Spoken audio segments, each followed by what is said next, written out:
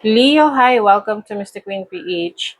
At titignan natin ang energies for you ngayong May 2026. Tignan natin anong parating. This is a general reading.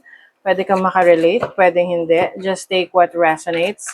Another reminder, I will not message you or follow you para mag-offer ng services. So mag-ingat kayo sa mga fake accounts and scammers.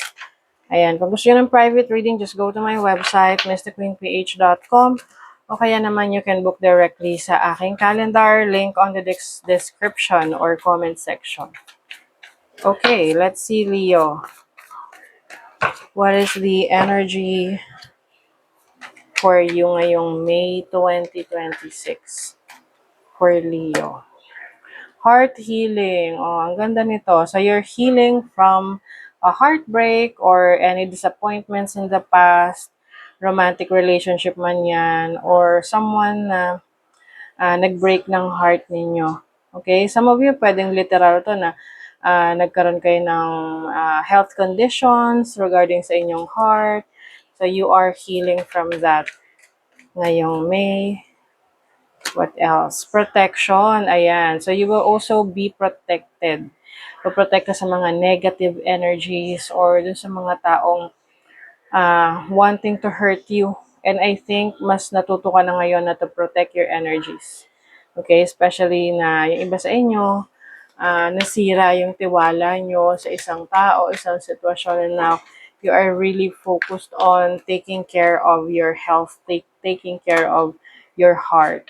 Ayan, relaxation.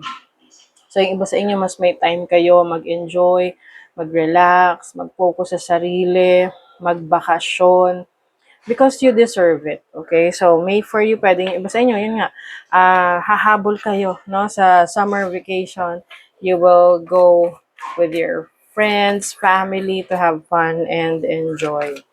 Ayan, mas may time ka sa sarili mo ngayon. What is the overall energy for Leo? Okay. Knight of Wands. This is going with the flow. Energy nyo to. Pagkakaroon ng lakas ng loob. Ayan. On the go ang energy ninyo. Maaring magiging busy kayo ngayong May. Kumbaga, preoccupied kayo. Kasama na dun yung bakasyon, syempre. This is also you na taking a risk. Kumbaga, malakas ang loob mo na sumubok ng mga bago. You are following your instinct, your intuition, kung ano, saan ka dinadala, no, ng instinct mo. Yung iba, pwedeng kayo ay magsa-start ng bagong career, trabaho, or business na you feel na doon ka tinatawag. Doon yung direction na tatahakin mo. Now, your challenge is the 8 of Cups. So, some of you, ang challenge is yung mga pagbabago. Minsan kasi, hindi tayo komportable sa change, no, sa pagbabago. Kasi syempre, pag familiar, yun yung gusto natin kasi komportable tayo.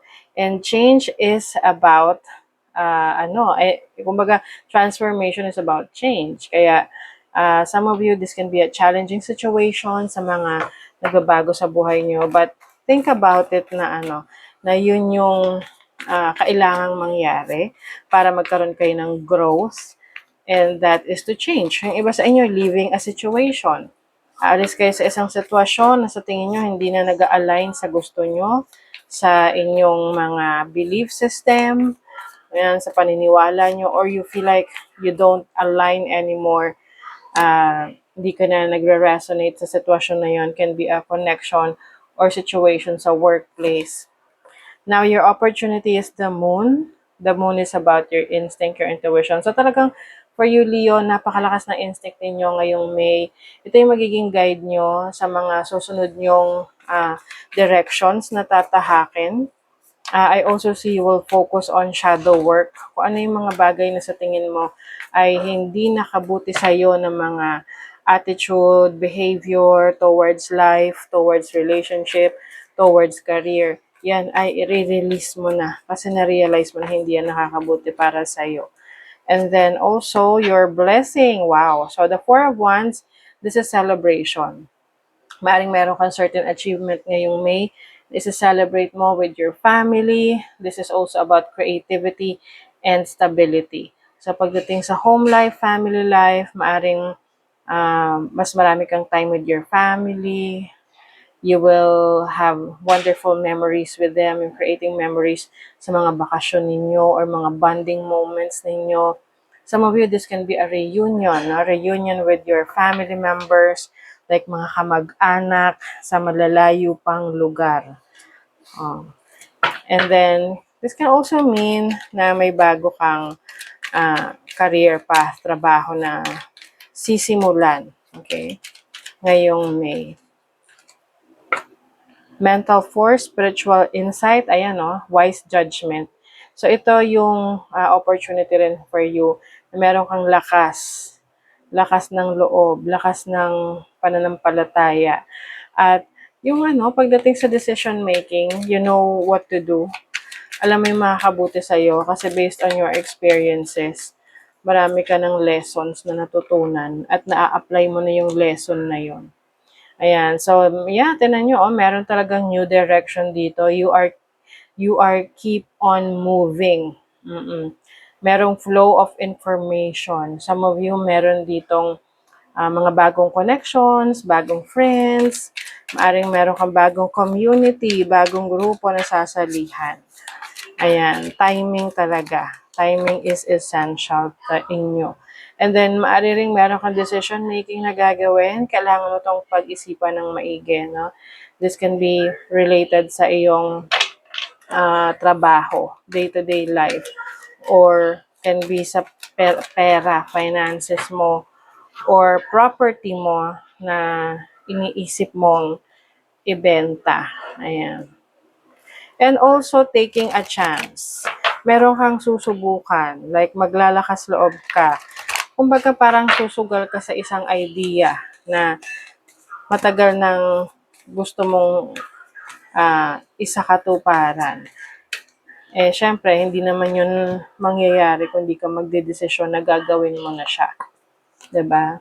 Oh, you are the image maker. What you focus on manifests. What thought pattern do you need to shift? Ayan. So, speaking of shift and change, 'di ba? So, yan yung challenge sa'yo. Ano ba yung gusto mong baguhin sa buhay mo? Ikaw daw ang gumagawa niyan para sa'yo. Ngayon, you are the image maker. Ano ba yung nakikita mo? Ano ba yung na-visualize mo? Napaka-importante niya na ma-visualize mo kung ano yung gusto mong mangyari sa'yo moving forward, especially para sa mga pangarap mo. Kasi yon ang mamamanifest mo kung saan ka nagpo-focus. Let's see what else. Okay, you have the South Node, 11th house, Cancer. Okay, South Node is your strength. This is also your past.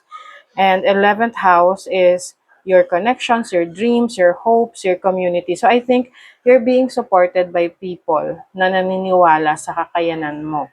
Kumbaga, when they believe that you can, or when you believe that you can, makikita nila yan na ikaw ay naniniwala sa kakayanan mo, and therefore, they will also support you kung ano man tong gusto mong i-pursue na pangarap mo sa buhay. Okay? So, that is your reading, Leo. Thank you so much. See you again.